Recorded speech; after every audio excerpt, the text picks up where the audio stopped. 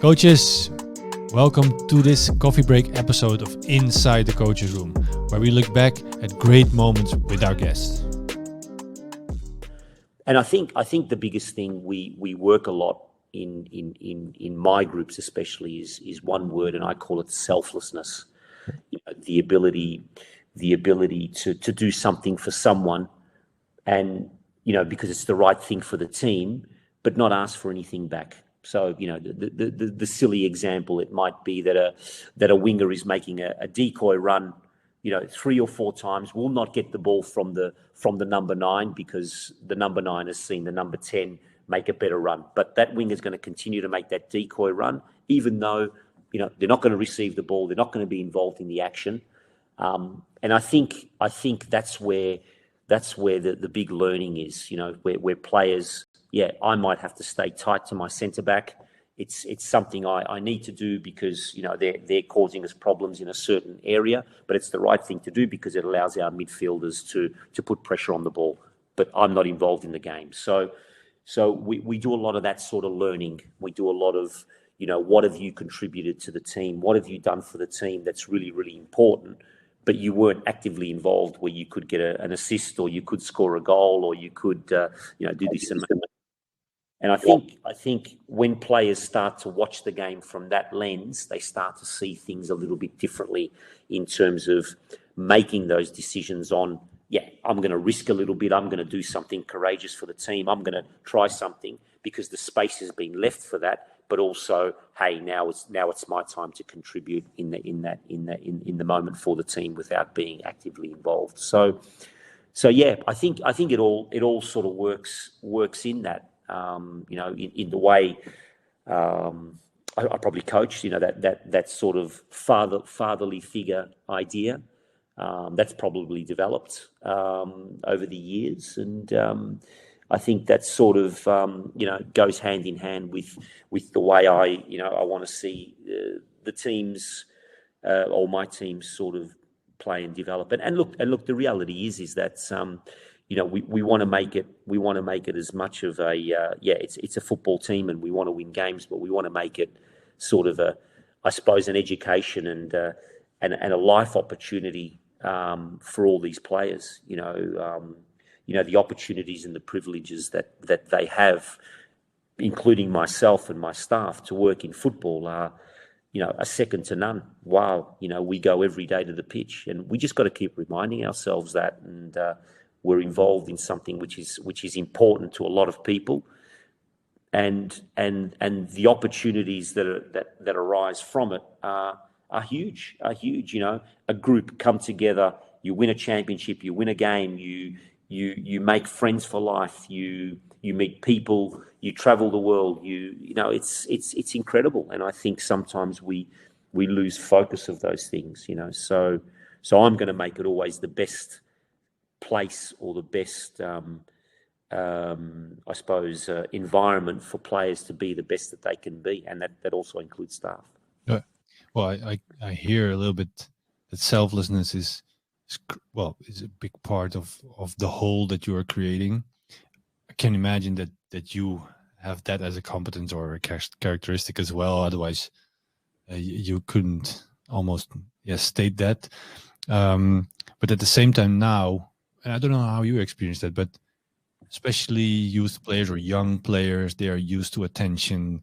And okay, if we mix it now with current society, if they hit a button, they get 1,000 likes, especially when you are playing for Juventus. I can imagine you are a role model for young girls as well.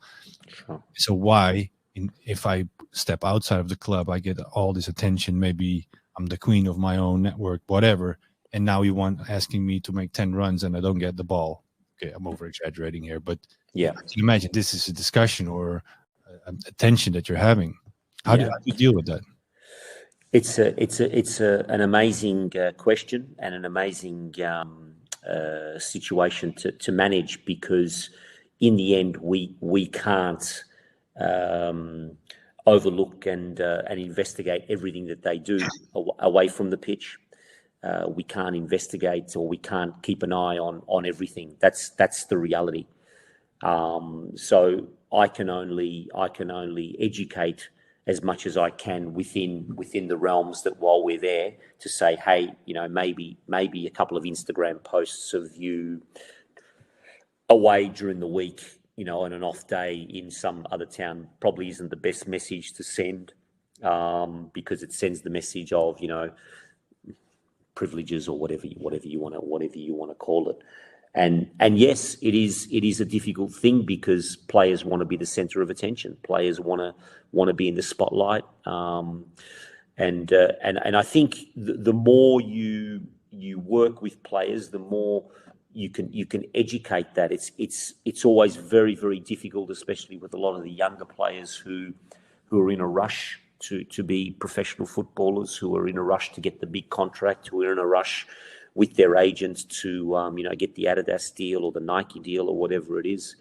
It's exceptionally difficult. It's exceptionally difficult, and a lot of the upbringing now is very immediate too. That they can get things straight away. It's there, and why aren't I starting in front of an ex-player?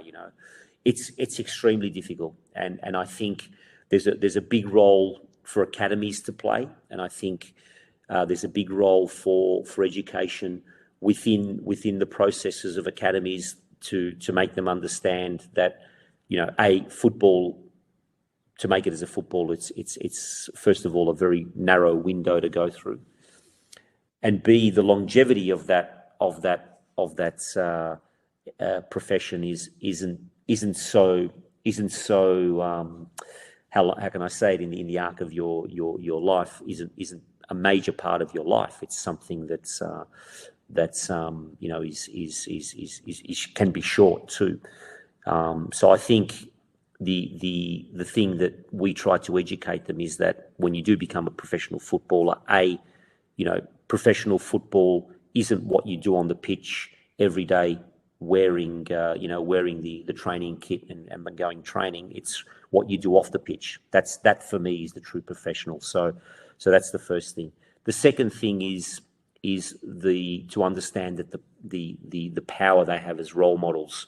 So it's an opportunity for them to not only do well for yourself, but also to give back, to give something to someone, to give back to society, to give back to whether, to inspire a generation, whether it's inspiring someone, to be something that they thought they could never be. So I think it's a real difficult one to answer, but I think the two main ones are through education and what it truly means to be a professional. I think they're the biggest things that are important for me.